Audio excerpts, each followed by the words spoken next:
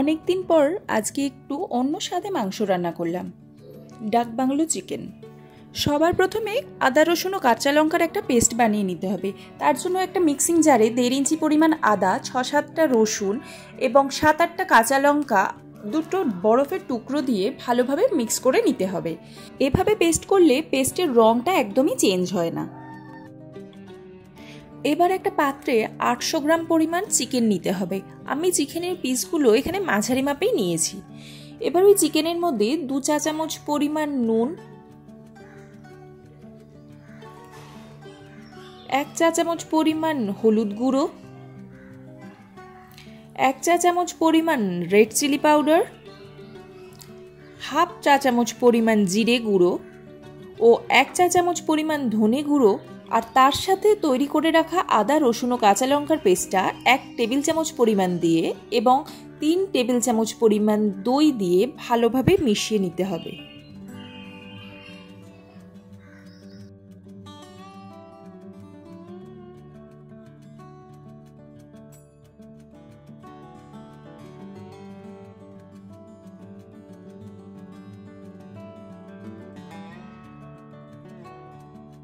ভালোভাবে চিকেনটা মাখানো হয়ে গেলে 1 টেবিল চামচ পরিমাণ সর্ষের তেল ওই চিকেনের মধ্যে দিয়ে ভালোভাবে মাখিয়ে একটা ঢাকা দিয়ে রেখে দিতে হবে 15 থেকে 20 মিনিট সময় পর্যন্ত।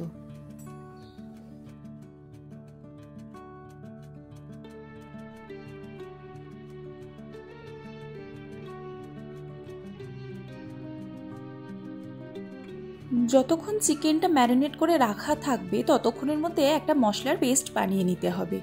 তার জন্য একটা কড়াইতে 1 টেবিল চামচ পরিমাণ ঘি গরম করে তার মধ্যে একটা শুকনো লঙ্কা, 1 টুকরো দারচিনি,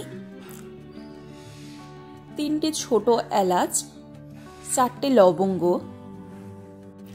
1.5 টেবিল চামচ পরিমাণ গোটা জিরে ও 1 টেবিল চামচ পরিমাণ গোটা ধনে দিয়ে ভালোভাবে নেড়েচেড়ে নিতে হবে। এবার ওই কড়াইতে 6-7টা কাজু বাদাম দিয়ে ভালোভাবে নেড়ে নিতে হবে। আর তার সাথে 1 টেবিল চামচ পরিমাণ শুকনো নারকেল কোড়া দিয়ে ভালোভাবে নেড়ে নিতে হবে। মশলা থেকে সুন্দর গন্ধ বেরিয়ে আসলে ওই মশলাগুলো একটা প্লেটে তুলে নিতে হবে।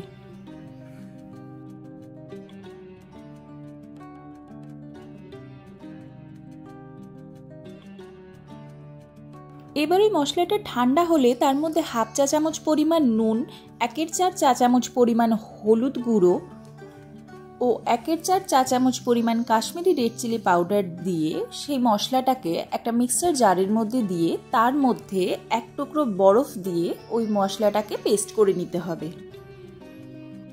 বরফের টুকরো দিয়ে পেস্ট করার কারণে মশলার রঙটা একই রকম থাকবে। এবার গ্রেভি বানানোর জন্য একটা কড়াইতে 4 টেবিল চামচ পরিমাণ সর্ষের তেল গরম করে তার মধ্যে 2টো তেজপাতা ফোড়ন দিতে হবে। তার সাথে 3টে মিডিয়াম সাইজের পেঁয়াজ এরকম স্লাইসভাবে কুচিয়ে ওই কড়াইয়ের মধ্যে দিয়ে ভালোভাবে ভেজে নিতে হবে। পেঁয়াজ ভাজার সময় 1/4 চা চামচ পরিমাণ নুন দিলে পেঁয়াজটা তাড়াতাড়ি ভাজা হবে। পেঁয়াজের মধ্যে সোনালি রং ধরলে 1.5 টেবিল চামচ পরিমাণ আদা রসুন ও কাঁচা লঙ্কা পেস্ট ওই কড়াইতে দিয়ে ভালোভাবে কষিয়ে নিতে হবে। কষানোর সময় মশলার বাটি ধোয়া জল দিলে টেস্টটা আরও সুন্দর আসে। এবার রঙের জন্য 1 চা চামচ পরিমাণ কাশ্মীরি রেড চিলি পাউডার ও হাফ চা চামচ পরিমাণ হলুদ গুঁড়ো দিয়ে ভালোভাবে কষিয়ে নিতে হবে। এবার 2টো মিডিয়াম সাইজের টমেটো লম্বা লম্বা টুকরো করে কেটে ওই কড়াইয়ের মধ্যে দিয়ে একসাথে কষিয়ে নিতে হবে। টমেটো নরম হয়ে আসলে ও মশলা থেকে তেল ছেড়ে দিলে ম্যারিনেট করা চিকেনটা ওই কড়াইয়ের মধ্যে দিয়ে ভালোভাবে কষাতে হবে।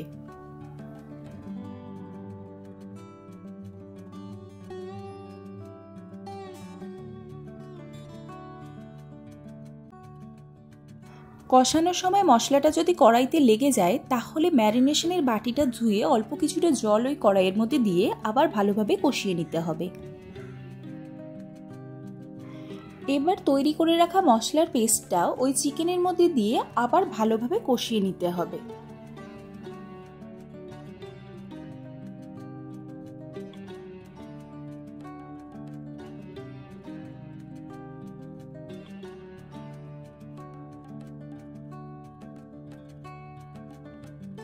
প্রয়োজনে আবার ওই মশলার বাটি ধোয়া জলটা দিয়ে দেওয়া যেতে পারে, এতে ফ্লেভারটা আরও সুন্দর আসে। ভালোভাবে কষিয়ে নেওয়ার পর একটা থালা দিয়ে কড়াইটা ঢাকা দিয়ে রাখতে হবে।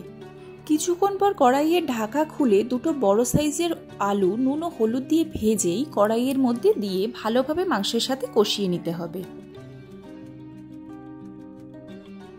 মাংসটা ভালোভাবে কষানো হয়ে গেলে 1 কাপ পরিমাণ জল ওই কড়াইয়ের মধ্যে দিয়ে ভালোভাবে মিশিয়ে নিতে হবে এবং একটা থালা দিয়ে ঢাকা দিয়ে মাংসটা ফুটতে দিতে হবে।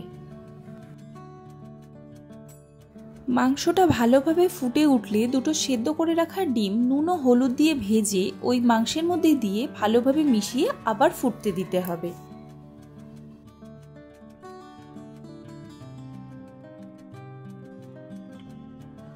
ঝোলটা ফুটে ঘন হয়ে আসলে কুচিয়ে রাখা ধনেপাতা দিয়ে ভালোভাবে মিশিয়ে নিতে হবে এবং একটা থালা দিয়ে ঢাকা দিয়ে রাখতে হবে কিছুক্ষণ।